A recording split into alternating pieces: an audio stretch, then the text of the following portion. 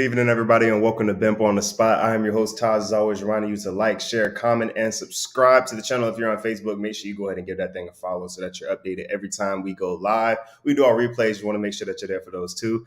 I hope you all are having an excellent evening, as I'm always having a good evening. Y'all know I'm just live like that. I'm always happy, always having a good time.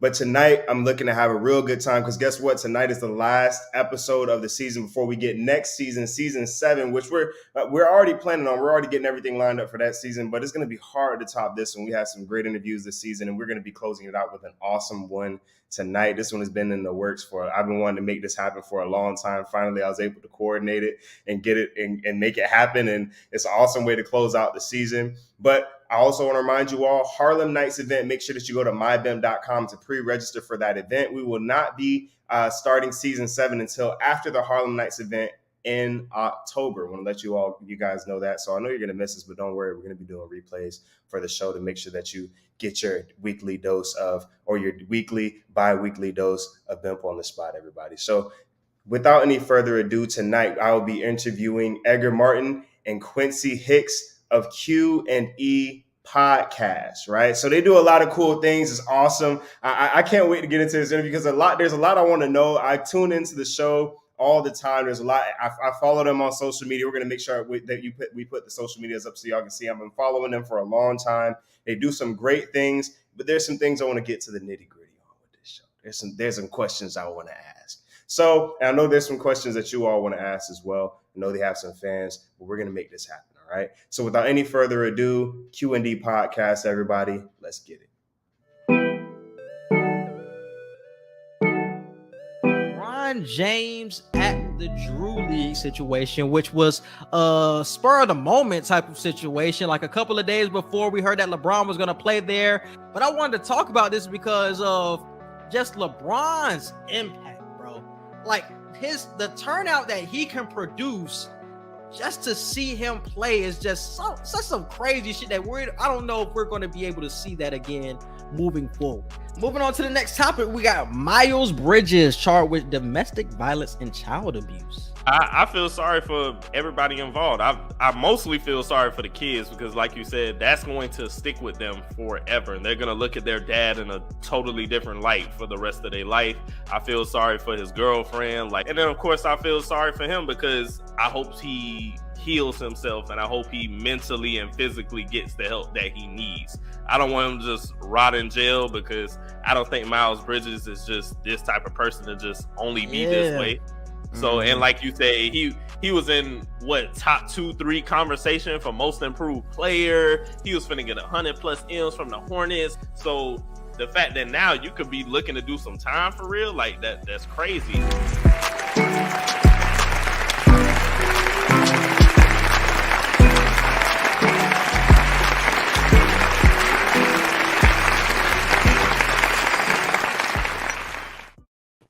Quincy, Edgar, how y'all doing, man? What's good, bro? What's good? Good to have y'all on, man. Love the energy. Hey, man, thank y'all for accepting our interview to come on tonight. It's awesome to have you all. We're going to get into it tonight. How y'all feeling? I'm feeling great, bro. Definitely appreciate you having us on. Yes, sir. For sure, sure. I know we've been trying to get this done for a minute, so I'm ready. Oh, yeah.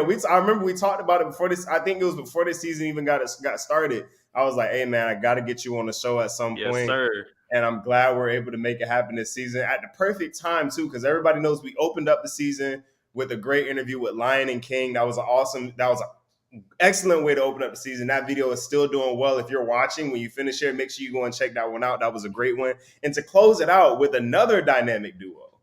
Yes, I didn't even know we was the finale. Like that's so crazy. That's a big deal, bro. That's a big deal. See, I had last week's for the final week. I was like, nah, we opened it up with a dynamic duo. We gotta close it out with a dynamic duo, and here we are. I mean, I know it's gonna be a good one. It's gonna be magic. I hope y'all ready because I'm excited for this thing. For sure. Yes, sir. The undercover brothers of podcasting. That's what we go. That's what we go by. Definitely check out the logo. For sure. All right, y'all. So check this out. So it was kind of for me. It came out of nowhere. I was like, okay, so since when? Because for those who don't know, Edgar is my cousin, right? And I know that he went to school and studied for sports broadcasting. And I knew he had a conversation with Rob Parker that we knew about. I was like, okay, so he's trying to do his thing. I had no idea a podcast was coming. Showed up out of nowhere. Q&E Podcast pops up. Boom. I'm like, okay, this thing is fire. How did this get started? How long was this like something that was in process over a couple of months, or is it just something that just boom started happening?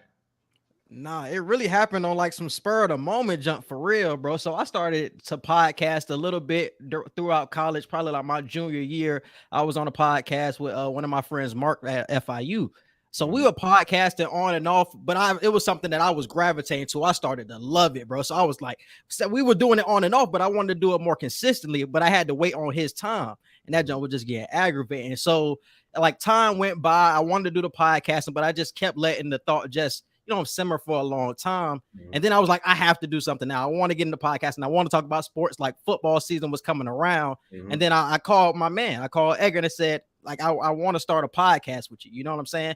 Because I already knew he was in the sports broadcasting. I've been knowing Edgar since the Sandbox. We've been knowing each other since elementary school. We went to elementary school together, middle school together, high school together. Southside. You feel me? So we go back, you know what I'm saying, the days, you feel me? So it was only right that I called him. At Lakewood, Quincy? Yeah. You feel what I'm saying? Bro, it was so many people that went to the wood, bro. You'd be surprised how many people the wood is stacked. The wood is stacked. Before that, it was Gibbs. For the wood, it was Gibbs. But Lakewood get everybody.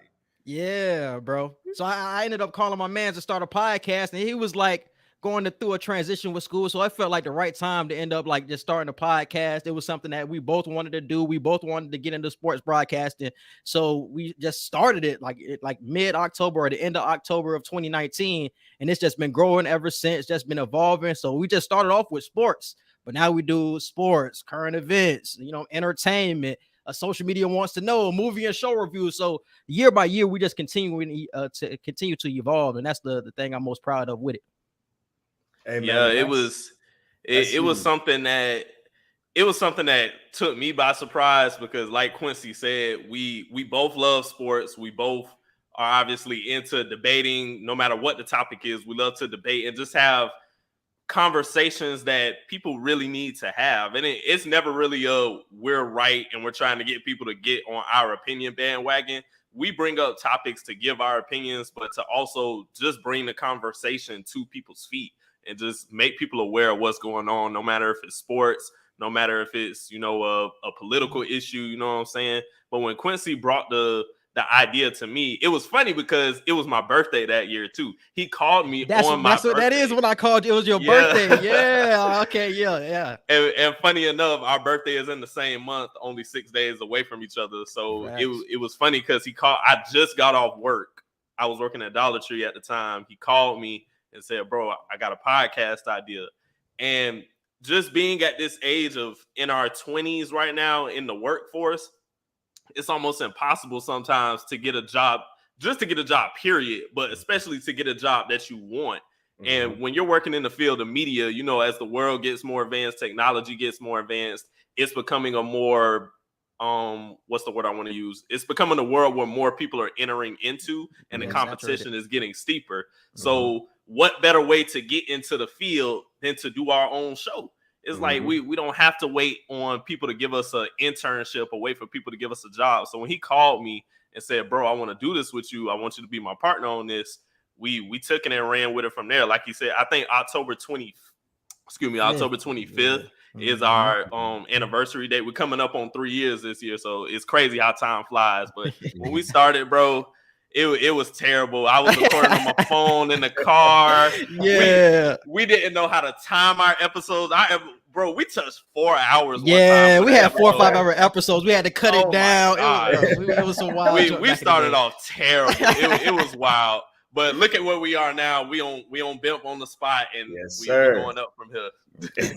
For sure. I mean, and that's one of the biggest things is we talk about how markets are inflating and how the world is becoming so much smaller. The internet and television has made the world so small that you're starting to see more and more. Before where it felt like, there's only about maybe 2 or 3 people who do what I do or who want to do what I do. Now you're seeing the world open up and you're seeing that there's millions upon millions of people who want to do what you do. And but But with that, it discourages a lot of people. But what a lot of people don't realize is that what it does is creates opportunity, because everybody's different. Everybody likes different things. Everybody wants. So one person may be a fan of First Take for one reason, because they like high emotion, they like the yelling, they like the screaming. And then other people may like Undisputed for this reason, or another person may like Speak for Yourself for that reason. Another person may like Q&E for this reason. But the point of it is that because the market is so inflated, because there's so many different options, it gives people more options to be able to move towards what it is that they like, or whatever it is that they want to move for. So with that particular statement that I just made, what is it that you two do? What is your dynamic that makes the show so entertaining? Quincy, what is it that you saw? And Edgar, what is it that you saw when you guys came together and was like, yeah, this is gonna work? It was really the chemistry, bro. Like I said, like it's really the chemistry, because we've known each other for so long, and the emotion that we have behind what we're talking about, whether it's sports, whether it's movies, whether it's current events. Like we always had that chemistry and passion. I think that's some of the biggest information, the biggest thing you have to have when starting a podcast. You have to have a passion for it. You have to have energy. Like nobody wants to listen to somebody just talk, you know what I'm saying, monotone, da, da, da, da, da, da, da. Like, no, y'all have to have passion behind what you're saying. Yeah. And I think the chemistry just adds to it. Every time we get complimented, I feel like it's always about the chemistry between us. And I think that just goes back to years of knowing each other. Mm-hmm. For sure. I feel the same way. And there's a lot of times where we agree on multiple topics in an episode sometimes. And even our parents, like some of our listeners, they would tell us sometimes, like, y'all agree too much. Mm-hmm. And it's like, we don't do it on purpose. Like we just naturally have the same opinion. And we've never wanted to be people who have opposite opinions just to spark debate. It's like, no, if we have opposing opinions, you will know, because like Quincy, energy, it goes against each other when we don't agree, and it messes well when we do. You can find plenty of episodes where I'm screaming at him or he's screaming at me, and then you can find episodes where we're in perfect harmony and we have the same exact viewpoint. So I think the chemistry is definitely a big thing, and also just the way we're able to fit so much into episodes, like because like we were saying before, there have been times where when we first started, episodes were like 3.5, 4 hours long, but we got it down to a science to where we can talk about just about everything we want to talk about in no more than 2.5 hours. And we figure, you know, with regular episodes, not with our reviews of movies and shows, because nobody wants to watch a review that long. But when it comes to actual pod episodes, if you anything over 2.5 hours, if it ain't engaging for real, nobody listening to that. Exactly. You know, and it has to be as short and as informational as possible. So we're still growing as time goes, but definitely the chemistry and just the way we're able to talk about so much in such a little amount of time. Yeah.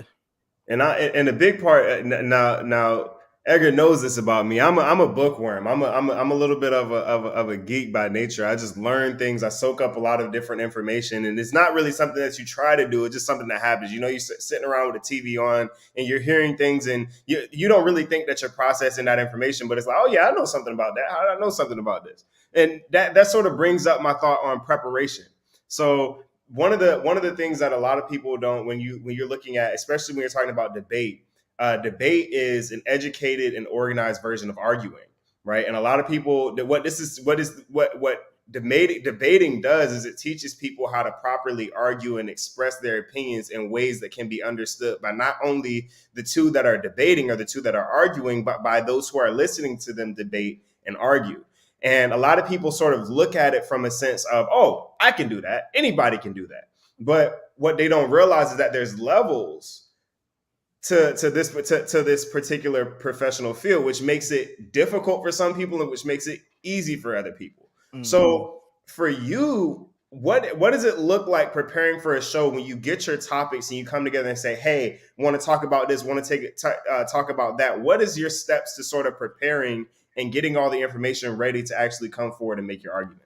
I bookmark everything I want to talk about on Twitter, and then I keep it in my saved. On Instagram, I keep it in my saved, and on Twitter, I keep it in my bookmarks. Like any interesting topic that was talked about on Twitter, any sport topic that was hot. Even when you look at like the YouTube clips of First Take or some ESPN thing that you've seen earlier today, where they're reading some podcast things where they brought up an interesting topic that I want us to talk about on our podcast. everything is just like culminated into like a spreadsheet where I just write down everything for StreamYard, and then we know what we're going to talk about. And then Edgar has his own system for like the entertainment news because he brings all of that to me. So usually bookmark it for me. Yeah, I definitely I've gotten to the point now to where I actually write out my notes as best I can. I may not hit every single topic when I actually write them out. If I don't get to, I do what Quincy says, and I usually bookmark on Instagram or I bookmark on Twitter or something like that. But when it comes to debates that we know are very controversial, when we bring up these conversations, we always try to keep an open mind. Like, especially if it's topics that, because we're in a time now, bro, where everything you say is going to be used against you the older you get. So we don't want to say certain things. Of course, we have our moments where we just don't care and we say how we feel if we really feel like that. But we usually try to keep it as neutral as possible because, like, for example, the whole Roe versus Wade thing. Like, there are so many different opinions on that. We give our opinion, but we state facts on what is actually going on with stuff like that. Same thing with any other controversial topic that's going on in the country. We give our piece, so you know how we feel, because that's the whole thing about our show. We want it to feel like you're having a conversation with somebody. We want it to feel like, hey, it's like we all sitting in the living room talking. So when we process information, we try to make it as neutral as possible. We're giving our own spin.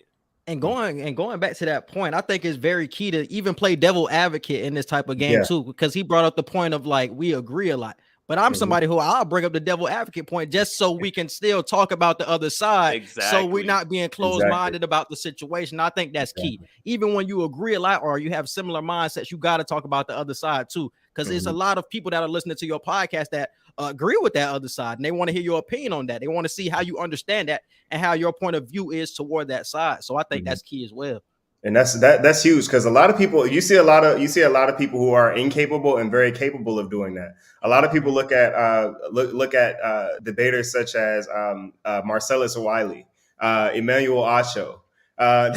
You look at Shannon Sharps and Skip Bayless. They're masters of it. A lot of people think they actually believe the point that they're making. And a lot of times they don't believe the point that they're making. But they've studied that particular topic so well, they're able to actually, like you said, play the devil's advocate role and sort of be able to say, well, you know what, I'm going to come at it from this angle. Even though I agree with you, that's why he's here, Marcellus Wiley, say, that was a good take. That was a good take. I think you almost got me on that, but then still comes around with something that's completely the opposite of what Emmanuel Acho or vice versa might have said. And it's mainly because they've studied the topic so well, like you said, remaining a certain level of neutral and staying open-minded to the topic that you're speaking on so that it's easier for you to be able to say, well, you know what, you see it from this point of view, but let's see how others might see from this particular same point of view, and educating yourself on that particular topic. Like with the Roe v. Wade situation, a lot of people, when they looked at that, they looked at it from face value based off of what only one side was saying.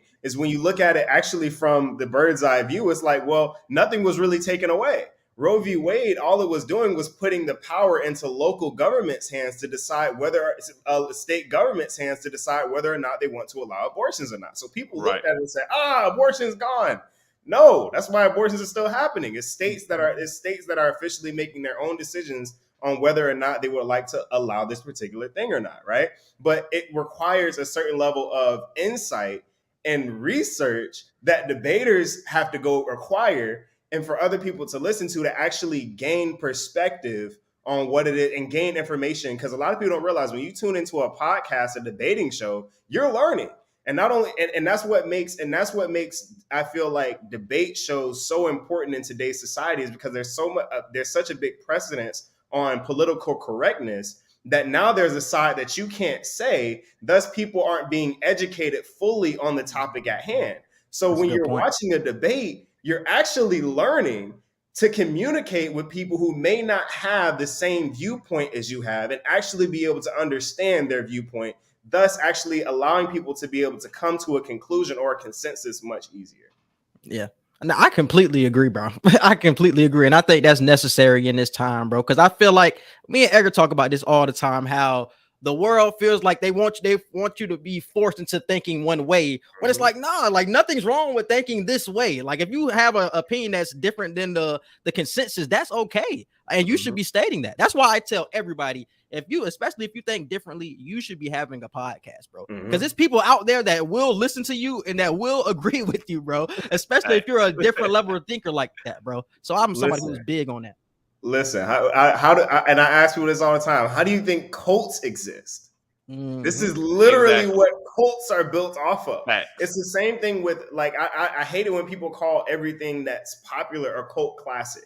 Oh, this movie or this show is a cult classic.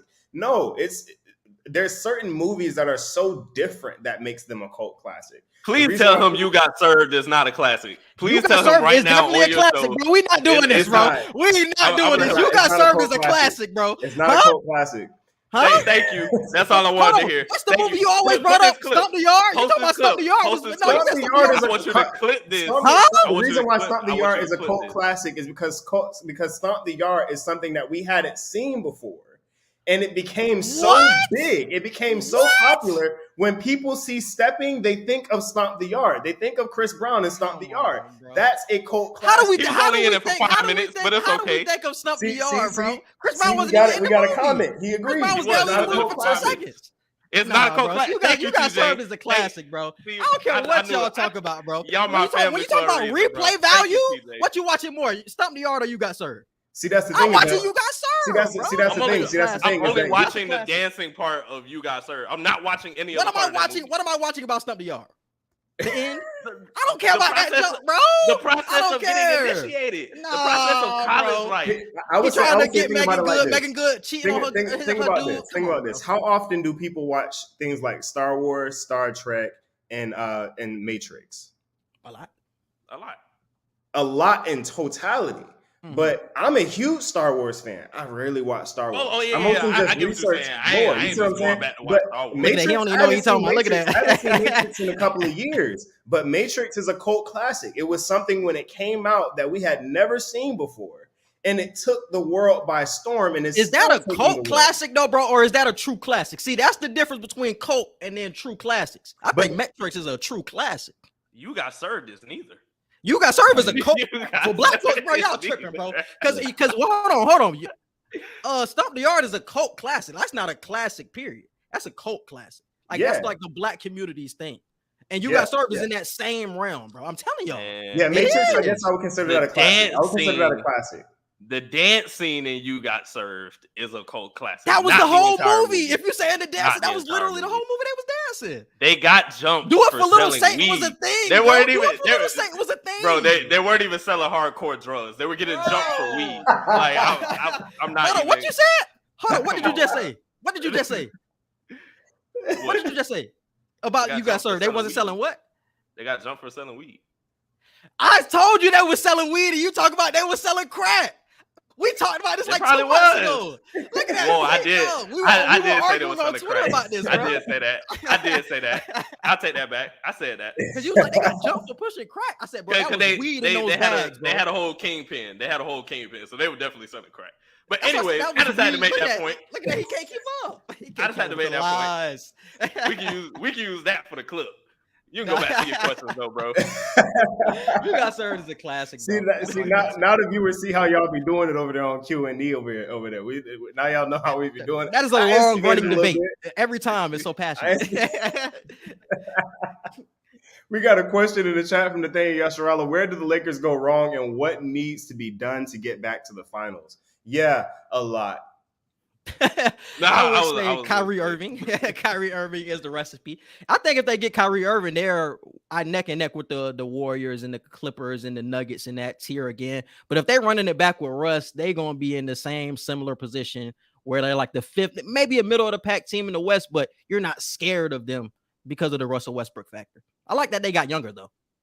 I don't know if you're scared of them with Kyrie Irving either though. I'm scared. I was going to say, I think even with Kyrie, yeah, you're scared in the sense of it's going to be a different level of competition because when LeBron has his sidekick in Kyrie Irving, I was about to say, a whole bro, different monster that's a than what he monster, has bro. right now. But it's not going to be to the extent where they're threatening the Warriors for real. Like it'll be like where were they? Where were they this past season? They didn't even make it in the playoffs. I don't think. No, they went in. But AD was hurt a lot of the year. It was really brought by himself.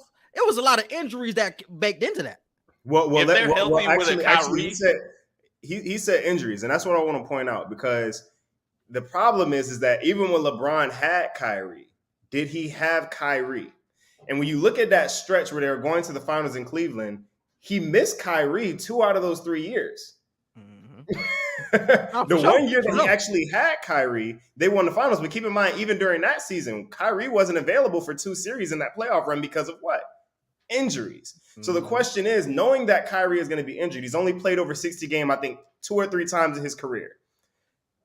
When you look at that and you take that into account, the fact that he's only finished 1, maybe 2 playoff series in his career, he got swept last year. I think that was the third one that he actually completed. They got knocked out in the Eastern Conference Finals when he went to the Celtics, and he was hurt for this. And he was hurt the year before that with the first year with the Celtics. So when you take all of this into account, Kyrie Irving isn't necessarily available, and he wasn't really available with LeBron when he was there.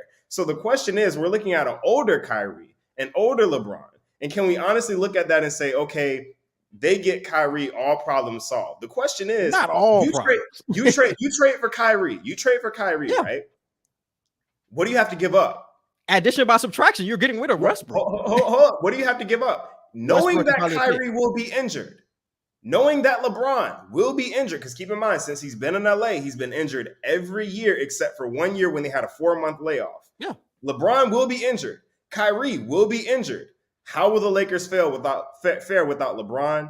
I'm telling y'all, they're that's not load going to be management. any higher than We have to manage their load. We can't have LeBron playing 82 games, bro, 70 games. We got to manage the load, agree with that. bro. We got to manage the load. LeBron almost 40. He should not be playing. Yeah, AD too. You know AD is street clothes, bro. He got to manage his time, bro. 20-something years old. He need to play. 60 games, bro. Listen, when AD played, he hasn't been good for the last 2 years. Hold on, bro. I ain't going to agree with you there, bro. I ain't agreeing with you there, bro. I'm not agreeing with him. When healthy, he's still that dude. The first year coming off the championship, he averaged 21 points and 8 rebounds on like 20-something% from 3. The year after that, he played last year, he shot 19% from 3, averaging, I think, 24 points. All of those are drop-offs from the previous years. We can all agree he ain't that hungry no more. He ain't that hungry no more. We can all agree with that. Now, that's something that we can talk about. So if I say that he's not as good, because him being not as good and being not as hungry, those are synonymous to me. Because if he's not as hungry and he's not playing as well, that means that he still has the talent, bro. Because you still see the flash of the AD. He'll have a 40 and 10, 5 block type of night, and it's like, oh, that's giving it to me every night. Giannis giving it to me every night. Jokic giving it to me every night. He's not in that same tier. He's not in the same tier as them boys. I'm telling y'all, they're not going to be higher than a 6 or a 7 seed. Even if they get Kyrie, they're just not. If they get Kyrie, I still view them. They're going to be like 4th seed in the West. They get Kyrie. Oh no, because you getting rid of Westbrook. What we saying with Westbrook? What they going to be with Westbrook? We got Luka coming back with JaVale McGee. We got the Grizzlies. They just got rid of Brunson. They just got rid of Brunson, bro. Bro, you know how many people in the West you putting the Lakers over right now? They dropping back, bro. I'm worried about the Warriors, Clippers, and Nuggets, bro. Warriors, Clippers, Nuggets. Why are we worried about the Nuggets? Because they finna get Jamal Murray back, who hasn't played in 2 years. And y'all Jamal Murray isn't great during the regular season. Stop playing with me, bro. Like you ain't see that bubble. Stop playing with me, bro. That was the bubble with the playoffs. The bubble was the playoffs. No, and even in other playoff runs, he's played magnificent. Yeah, in the playoffs. That's all you need. That's what we talking about. I'm about to say. I thought that's what this is about. But we have to. But when you actually look at the Nuggets roster, the way that it's built, MPJ can't stay healthy. And the rest of their roster has become mediocre. They've lost a lot of players. So really all they have right now is either old, injured, not great in the regular season, and a guy named Nikola Jokic, which is enough to get you the 6, 7, or 8 seed, but it's not enough to beat the 1st, 2nd, or 3rd seed. He was a 6 seed by himself. People that work. They're still giving people that They work. got knocked out in the first Bro, round. Jokic I was a love they 6 giving seed by anybody that work. himself. Why is nobody? He had Jokic no was by MPJ himself. and no Jamal Murray, and he was a 6 seed in the Western Conference. Like, he's going to be top 4 this year, top 3 this year. I'm telling you, bro. The Y'all Nuggets playing are with the up Nuggets, there. bro. When everybody healthy, the Nuggets are up there. The Nuggets are up there because nobody else is up there at the moment. The I would Clippers like are to up see. there. I would like to I see. ain't I would with like it. to see the Nah. Grizzlies take a step forward. I would like to see the You Pelicans worried about take the a step forward. Grizzlies? And I think Yes. that if the Grizzlies or the Pelicans take a step forward, the Nuggets fall back. That's the Ain't team. nobody that worried will about the fall back. Pelicans. I'm worried about. Hey, I agree with you on the Pelicans, my bro. I fully agree on that Pelicans one. Fully agree on that Pelicans. Ain't You nobody don't worried agree on about the Pelicans? He tripping, bro. He didn't see the Ain't nobody playoffs. He wasn't worried. watching the playoffs for real. And I Without did. Zion, them boys I was looking literally crazy, watched bro. it. He wasn't watching the playoffs. You bro. weren't paying no attention. That's fine. Them boys, you talk about hungry. Them boys in New Orleans is hungry. I ain't bro. saying Got they some ain't hungry. defenders, too. But they ain't getting past the Warriors. They ain't getting past my boy D Book in them. They ain't getting past the Nuggets. D Book got bad hamstrings. Bro, come And Chris on, bro. Paul is aging. You just see what them boys folded against the Mavericks now. They almost folded against the But it Pelicans. was the That's Mavs. not. No, we're talking about the That's Mavericks. true. They almost folded That's against true. the They Pelicans. almost. Man. That's right. You're right. Oh, You're right. man. Ain't nobody worry about. I worry about the Pelicans when they get there, like when they actually get there. Then That's a I'll good wake prediction, up bro. with I agree with you concern. on the Pelicans one. I agree with you on that. I'll wake Hey. up with concern when they're actually there. Nah, they finna be Listen. there. I mean, I'm just saying when you look at the teams that are taking steps forward, when you look at it, because I like Monty Williams as a coach. I think Monty Williams as a coach, he's going to have that because of the type coach that he is. He reminds me a lot of a Ty Lue. Give him what you have, and he's going to get you. Give him what you have, and he's going to get you in the playoffs. So I mean, when I look at Monty Williams, I don't see them falling below a 4 seed because Monty Williams is there, and they still have Chris Paul. I don't see them falling out of that top 4 range. And then you have the Warriors, you have the Clippers, and you have teams like the Grizzlies, you have the Pelicans. You have a lot of teams that are getting better, and the teams that are getting healthier. And the Nuggets, all they've done is get older and more injured. So How did they get old? They're only like 25. I How they get don't older? they ain't in good shape, bro. I mean, And I feel like the Paul Nuggets, bro, Millsap, are a team. I feel like the Nuggets are a team that can easily swing a big trade soon, but they never get talked about in these big trade talks. But they have assets over there, bro. They got some young boys like Bones Highland that can hoop. That another team could. They have assets that they can swing for big players. Like as currently constructed, bro, they already gonna be a good team. Nobody But they can wants to easily go to trade for Denver, somebody though. else and get a bigger name. Nobody wants to go to Denver, though. Why not? Why not? I agree with you on Denver, like the place, but to play with Jokic in them, that makes the game easier for me. Because it's Denver. That's the thing is that it's If you get Denver. traded to me, you have no choice. I don't think the marketplace argument isn't that strong anymore, bro. Unless you're somebody trash like the Kings or the Pistons or somebody, location does chill on my not Pistons. matter. Now, chill on my Pistons. Chill on my Pistons. But they're on the upswing. They got Cade, so the Pistons have some type of hope. But if you're somebody like Sacramento, where you're just absolutely terrible at everything you do, it doesn't matter. Like Milwaukee, nobody was thinking about going to Milwaukee. But if Giannis keeps doing what he's still doing, thinking about going to Milwaukee. But they made that trade for Drew Holiday. You were forced to come here. Holiday, but Drew Holiday is a tier 3, tier 4 player. let Giannis keep doing what he's doing, and then within the next 3 to 5 years, Milwaukee might be a destination where people are like, hey, they got something, bro. Like they have a culture that if people keep going, it can stay. Giannis is a culture building player, bro. Oh, he is. So yeah. But there's 3 to 5 years he keep dominating, it'll be a spot where players want to go to. It will still keep have in to come mind, through there's trade, only though. 3 or 4 culture building players in the league, and 3 of those 4 players are on big market teams. We have another comment here. It says, "Who took the biggest step backwards this NFL offseason?" What do you guys think? Wow. Biggest step. Cowboys. backwards? Cowboys. That's a good question. Damn, They the always Cowboys take are steps different. backwards, so I don't care. Hey, I gotta think about that one, bro. Who took The biggest Cowboys step? cannot be anyone's answer. They They're not always gonna take be a that- step backwards. Okay, so let me. Now I got to think. It gotta be Green actually, Bay. Kansas I think Green City. Bay.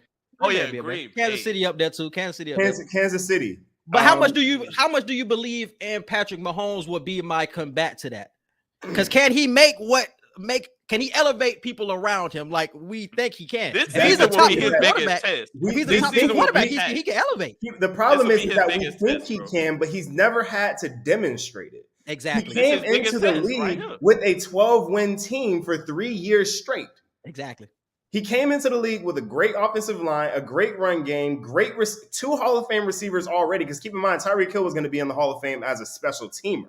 So, and then he came in with a very good defense and Andy Reid as his coach. Obviously, he had a great offensive coordinator in Eric Bieniemy. So, I mean, he came in with the works. So, when we see him lose, and keep in mind, a lot of people don't like it when I say this, but he did throw 16 dropped interceptions, 12 of which came in the fourth quarter in the last 5 minutes of games in 2020. Last year. And then last year, people started catching those interceptions, and people were saying it's an anomaly. So even though it's not an anomaly because the season before they just dropped him, or he got pinkied on the forehead in a game against Tampa that called back in a game-ending interception that he threw that would have gave Tom Brady the ball with 1 minute and 30 seconds left in that game, right? So Patrick Mahomes, because of everything that he did in his first season playing, his first season starting, his last 2 seasons have been discounted. But now you're taking pieces off of his defense. You're taking pieces away from his offensive line. You're taking pieces away from his receiving core. Keep in mind, when Patrick Mahomes got in trouble, guess what he knew he could do? Throw it to Tyreek Hill or Kelsey. Throw it right as far as you can. And Tyreek Hill is going to go find it. And guess who else that happened to? Ben Roethlisberger.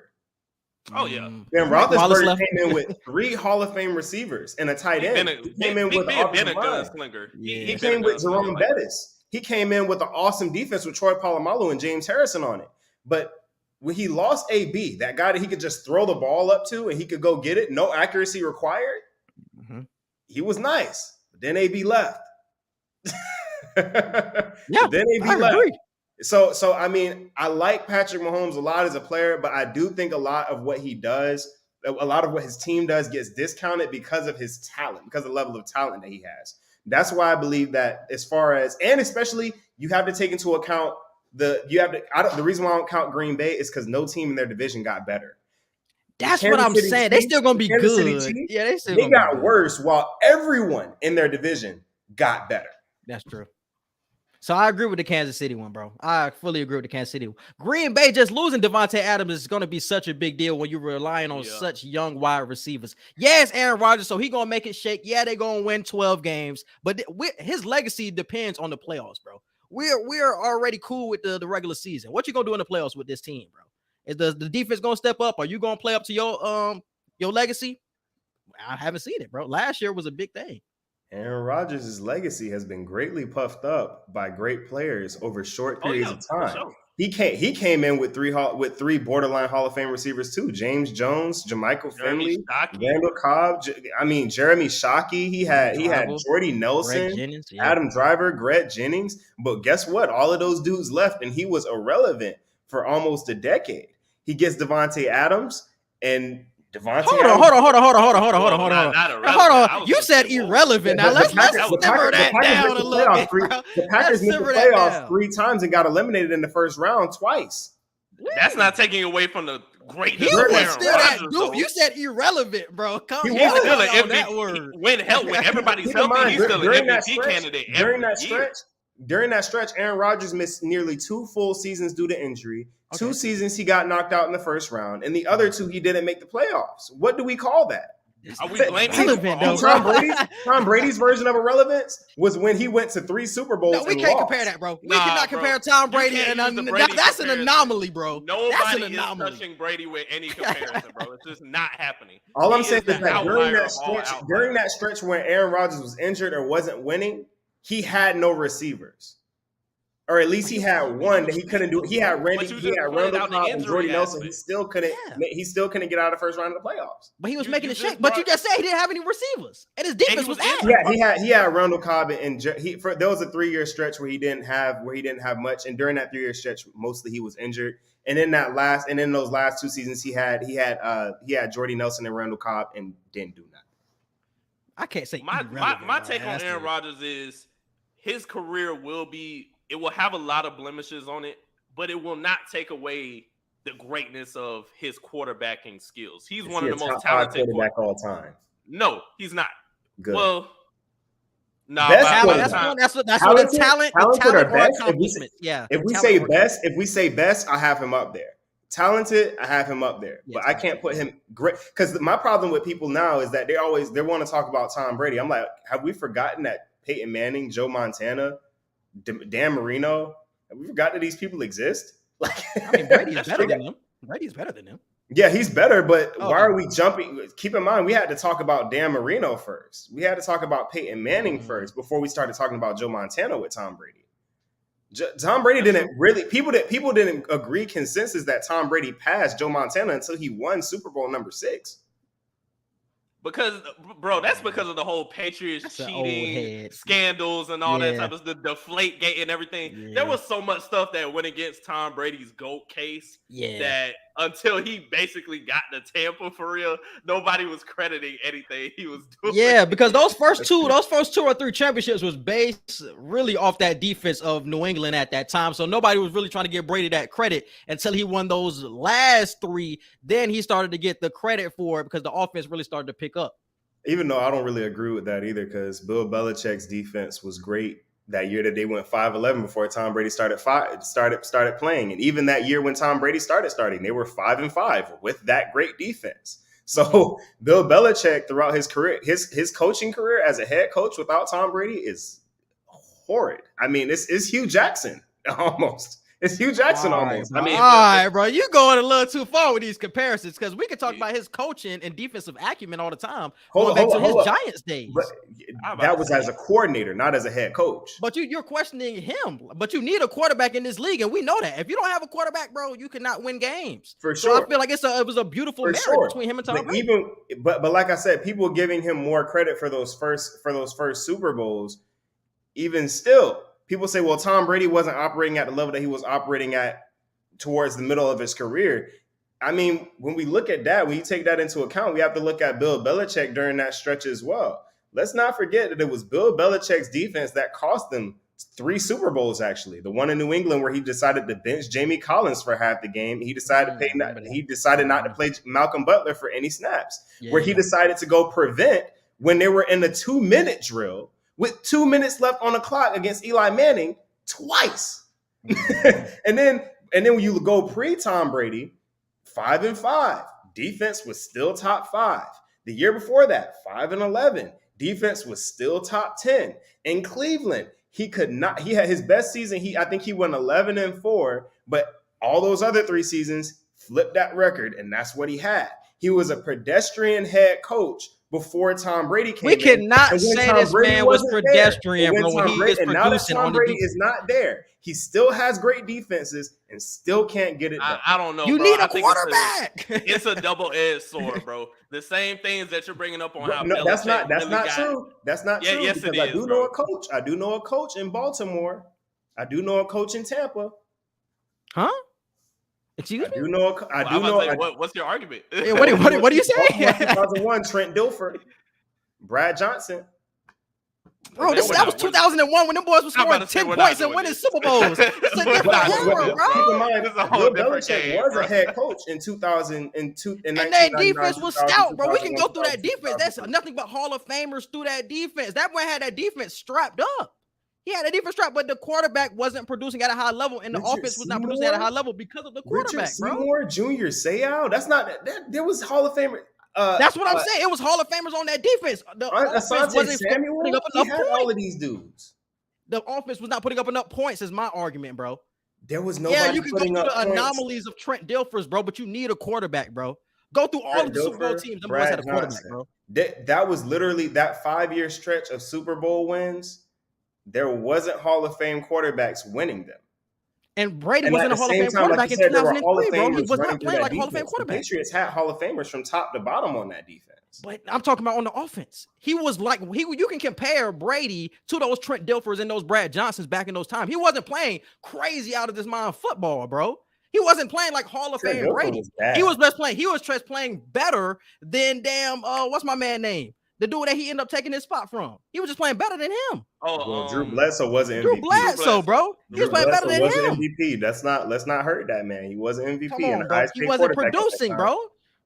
We can say he was MVP, but he wasn't producing, and that's what you need in this league, bro. I think, like Quincy said, bro, it was a beautiful marriage. It was two people that needed each other. The coach that needed the quarterback to build his legacy, and the quarterback that needed the defensive mind of Belichick to help him get these wins. They needed each other. We could have the debate forever on who needed who more, but they needed each other immensely at the end of the day. But you got to give more credit to the player than the coach. I don't agree. It depends. It always depends, bro. It depends on position. It depends on position. There's certain players that you cannot win without. You can't. That's like true. Bill Belichick could not win without him, but Tom Brady did happen to go somewhere else and win without Bill Belichick. Not to mention Tom Brady. Not to mention like the Bucs were stacked. That's not like the Bucs were stacked now. But let's also not forget that Tom Brady also took his team to a national championship in his senior year at Michigan. Tom Brady was winning before.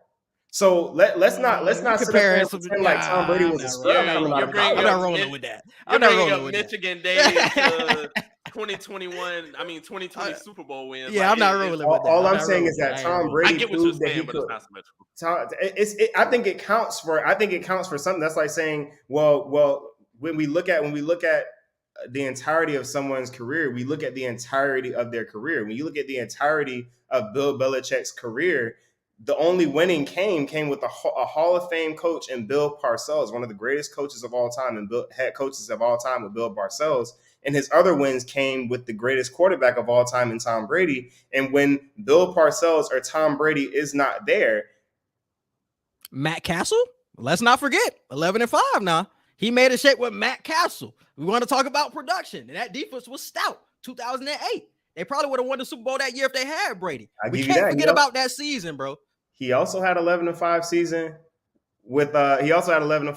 with Cleveland. So he does have two anomaly seasons, but when you look at the overwhelming majority of his career, you got to take the overwhelming. Listen to your producer. But my last point on Aaron Rodgers, though, when it's all said and done with A-Rod, he'll be possibly top 2, top 3 tier quarterback. When we go over like the list of greats, he'll be between that top 2, top 3 tier, and he'll make it to the Hall of Fame, of course, but he's not going to be top 5 when it's all said and done. For sure. I'm just instigating, trying to get y'all to argue a little bit. Troy Jr. puts in the comments, he says they won't let me back on the show. JK, love what y'all are doing. What he did? What did he do? I want to know. Who said that? Troy Jr., my brother. Oh, TJ. Bro, TJ can get back on, bro. We ain't had nobody on. We ain't have him on. Yeah, that was a long time ago we had TJ on. Yeah. He can definitely get back on. We got to have more people on. Problems causing a ruckus. I don't know. I don't even remember. I guess it was a long time ago. He said something wild back then. It was a long time ago. I forgot what TJ said. I forgot what it was. Something about Kawhi Leonard, I think, or whatever. Not Kawhi Leonard. It was about James Harden. We was having that James Harden debate because I was anti James Harden at least for 2 seasons. It could have been that. I'm a big James Harden fan. I'm not. We can. His MVP season, it was 9. It was like 13 free throw attempts a game. Like 10 of those points. He was averaging 36. He was averaging 36. Wait, almost 20 free throws a game. He was actually his. And if you look at the numbers, he was actually averaging like 25. How can you discredit somebody for taking advantage of the rules, bro? That is how the game was played. But if you want to talk about unwritten rules, it's unwritten rules with hooping, bro. It's unwritten. It's not no unwritten rules, bro. It's just certain stuff you don't do. If you want to talk, my problem is people look at seasons like that and they say, "Oh, he's one of the greatest scorers of all time." No, he's not. You're not up there with Kobe. You're not up there with KD. You're not up there with MJ because they got it done shooting the basketball, not shooting the basketball at the free throw line. Bro, he's shooting to get to the foul line. He's not shooting to make the bucket, and that was my biggest problem. Like I wasn't saying this when he was 30, when he was averaging 36. Y'all saying this now because he's going off with. I was saying it, but y'all go back to the film. I was saying it. He averaged 35 for like 3 seasons in a row. It was 30 plus for 3 seasons in a row. I'm a big James Harden hater right here. I don't know. Bro, I love James. I'm gonna be on that side regardless. KD has played less than 100 games after going to Brooklyn. Facts. Mm-hmm. What does that have to do with James Harden? Oh, with Kyrie. Oh. Did he say that on the podcast? I don't remember. With Kyrie. No, that's Oh, okay. Yeah, he ain't. Yeah, KD. And that's the big thing. Can we talk about the Celtics in that KD trade situation? Yes. Because that was the biggest thing to me. We talked about it yesterday about like the offer of Jaylen Brown to the Nets.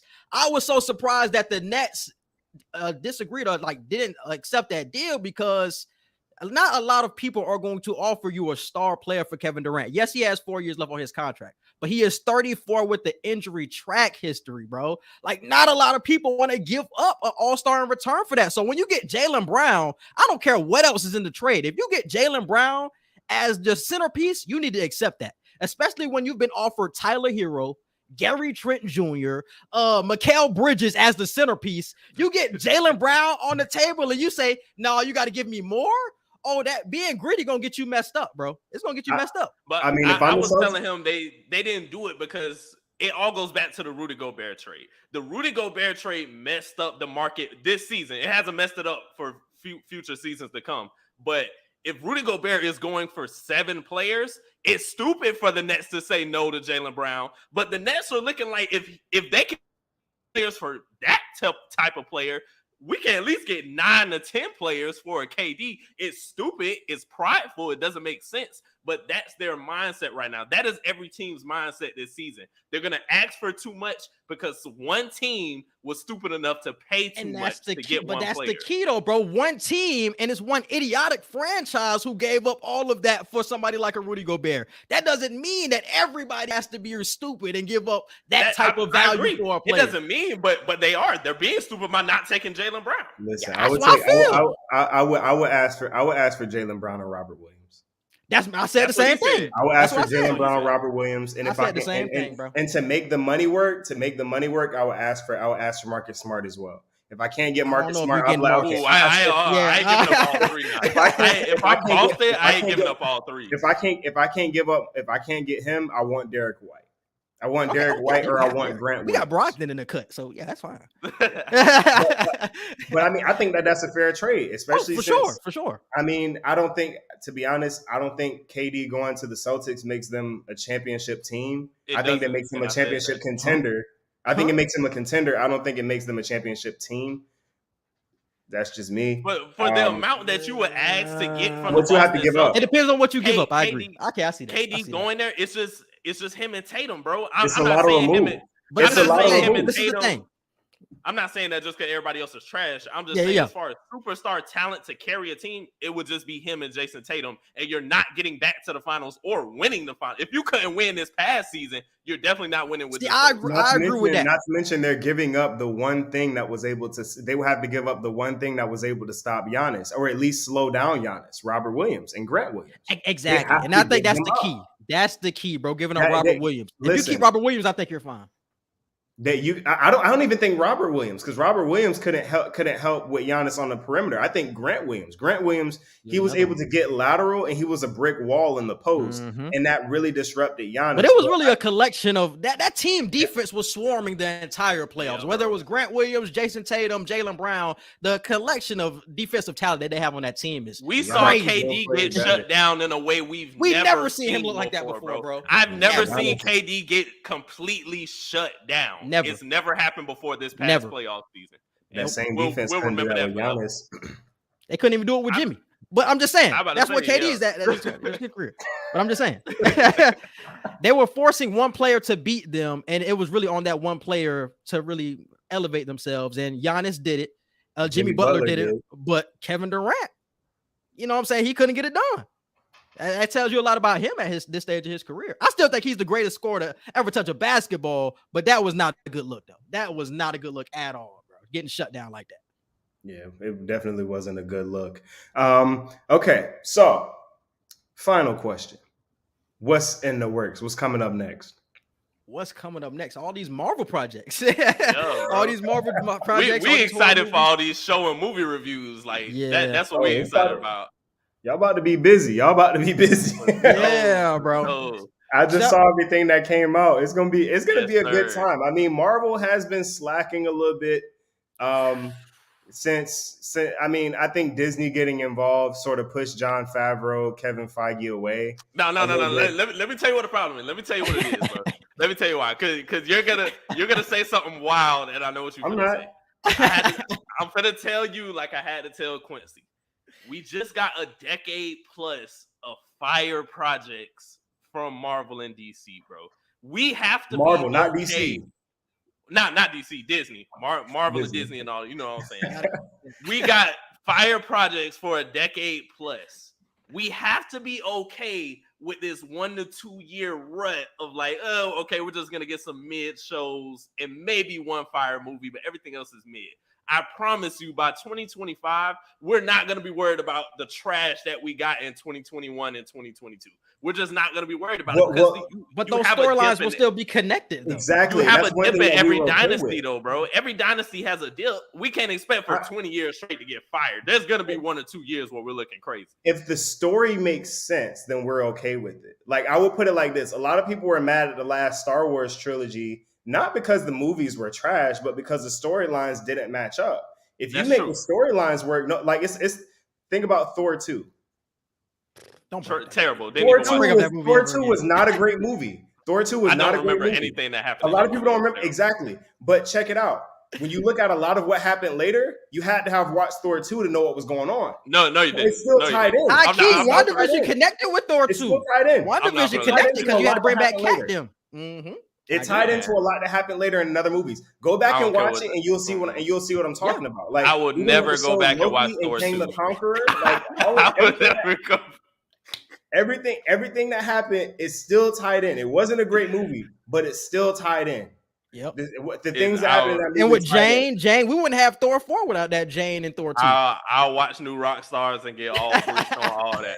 I will never sit and purposely watch Thor 2. I don't care what Easter egg stuff y'all talking about right now. Definitely watch the 20-minute breakdown for sure. In certain Marvel projects, I will never watch again. Eternals, I don't have to watch that 2 times. I will remember everything I saw and just go with that. It wasn't a great movie, but it's still tied in, and we're okay with that. But with the problem that the direction that we're going in now, it's like they had a plan for the previous 10 years, for the last 10 years. Now it seems like they're going forward with no plan, and it doesn't seem like they want to take the time to develop a plan. And that's the problem. Is there's no hiatus, there's no break time to try to figure out, all right, y'all, how do we want to match this out for the next decade? Chadwick passed away. Robert Downey Jr. is done. Chris Evans may be done. You know, you have all of these characters that are leaving, all of these actors that are pivotal that are leaving. And I think a lot of it is an issue with the mindset. Because when you ask the director about Robert Downey Jr. leaving, he was like, we didn't need Robert Downey Jr. he said that the actor doesn't make the character. And the problem is that Robert Downey Jr. is the face of the Marvel universe. He started this. So when you have that mindset thinking that, well, the past isn't pivotal, it makes it more difficult for you to develop a good product in the future. Yeah. No, I will say now they are a lot more open-ended. We don't really know where this is going to go, so I will agree with that. They don't know where this is going. Is it going to have a season 2? Is it not? I don't know. Phase 1 through phase 3, we knew what the ultimate goal was. The ultimate goal was Thanos at the end of the road.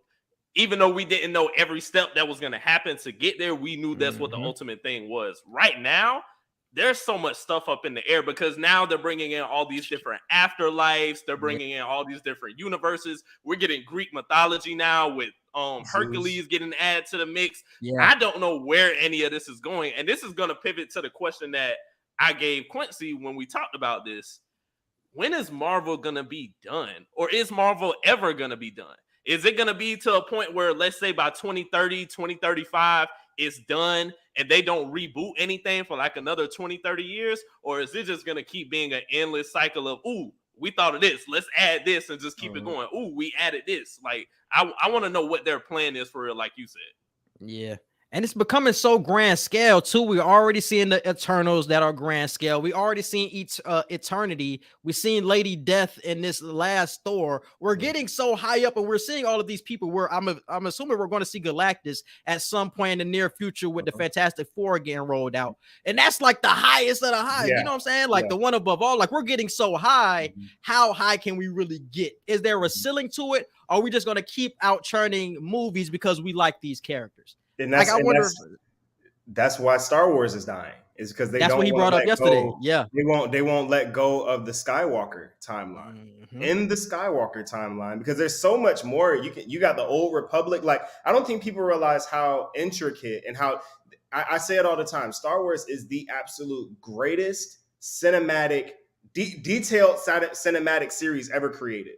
It's the most detailed, it's the most structured, but the problem is that they only want to discuss one thing. They don't want to go into different universe. They want to talk about the old Republic prior to the Jedi. They don't want to talk about prior to the Jedi Order, but even that changed because they have a show coming out, The Old Order, on Disney Plus, where they're going to be talking about. They're supposed to have the episode with Dooku and young Qui-Gon Jinn going into the old Republic and different things like that, which is what everybody wants to see. Is like, I want to talk about the old. What about the primitive version of the Jedi Order and the Sith prior to the rule of two? Darth Bane and Darth Revan and Darth Malgus and all the Plagueis, all these different things. There's all of these different storylines that you can discuss, but it seems like they want to stay around Anakin. The Skywalker timeline, the Skywalker story. But I can't blame them, bro, because that's where the money at, and that's what people want to see a lot of times. Like, when you have Darth Vader is one of the most notable and recognizable villains / characters in the world. On the planet, you can show anybody a picture of Darth Vader and they're gonna know who it is instantly.